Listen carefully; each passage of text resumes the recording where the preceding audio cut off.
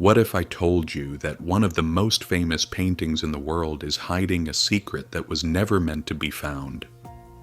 Most people walk past the Mona Lisa and think, okay, it's a woman, cool. But here's the thing, this isn't just a painting of a woman. This is a 16-year obsession. A man carried this canvas across multiple studios, worked on it in secret, and never let it go.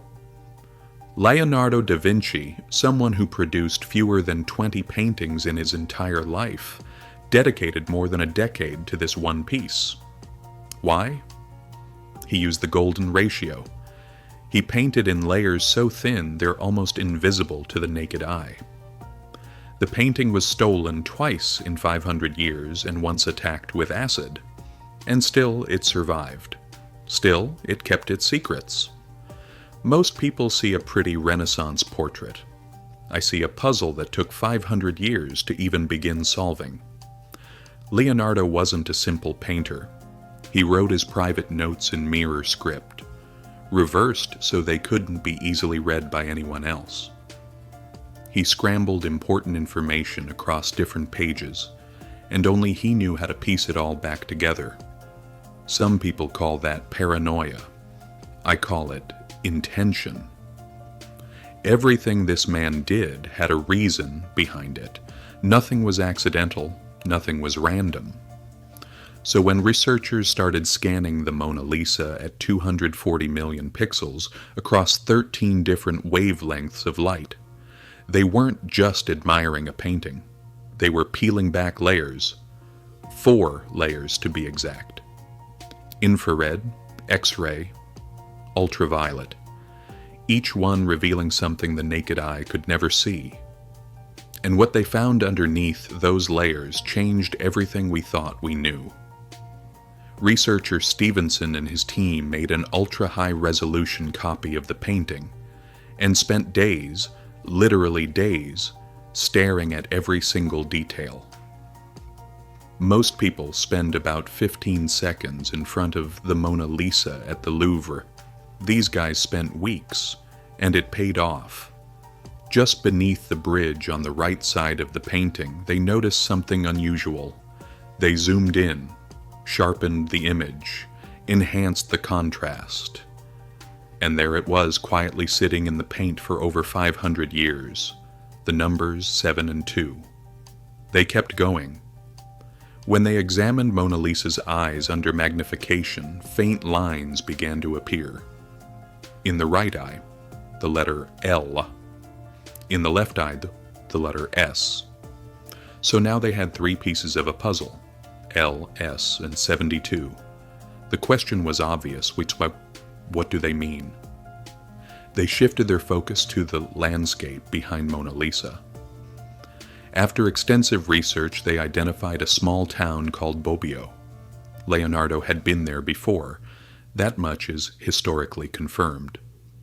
The medieval castle, the winding river, the rolling hills, the stone bridge sitting to the right, it matched the painting almost perfectly. Now, the bridge in the painting looks horizontal, even though in reality it stood upright.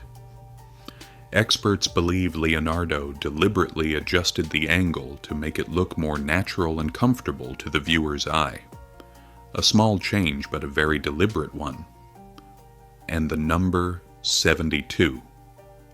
In 1472, a devastating flood struck the area and heavily damaged that exact bridge.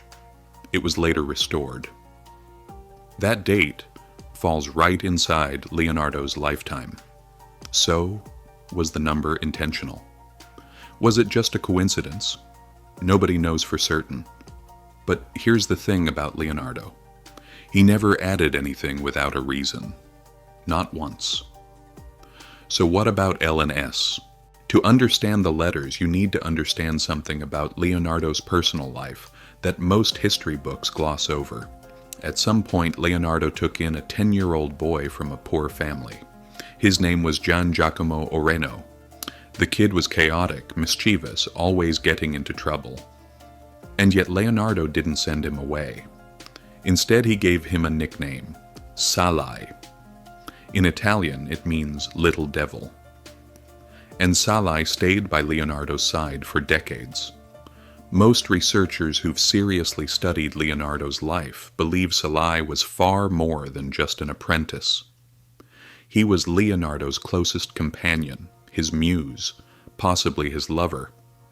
And when you place Salai's known portraits side by side with the Mona Lisa, the nose, the chin, the curve of the smile, the overall facial structure, the resemblance is too strong to dismiss as coincidence.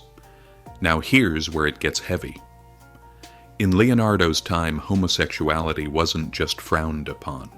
It was punishable by death. This wasn't something that could be spoken, written, or shown openly without risking everything. Leonardo couldn't tell the world what Salai truly meant to him. He had no safe way to do it. But maybe he found a way anyway. He took the phrase Mon Salai, meaning my little devil in Old Italian, and encoded it, hidden in plain sight on the most famous canvas in human history. Mon Salai quietly rearranged itself into Mona Lisa, and suddenly the S sitting inside her left eye makes complete sense. When you step back and look at all the pieces together, this painting stops being just a portrait. It becomes something deeply personal. A secret message, a silent confession from a man who had no other way to say what he felt, carried across studios for 16 years, perfected in silence, never explained.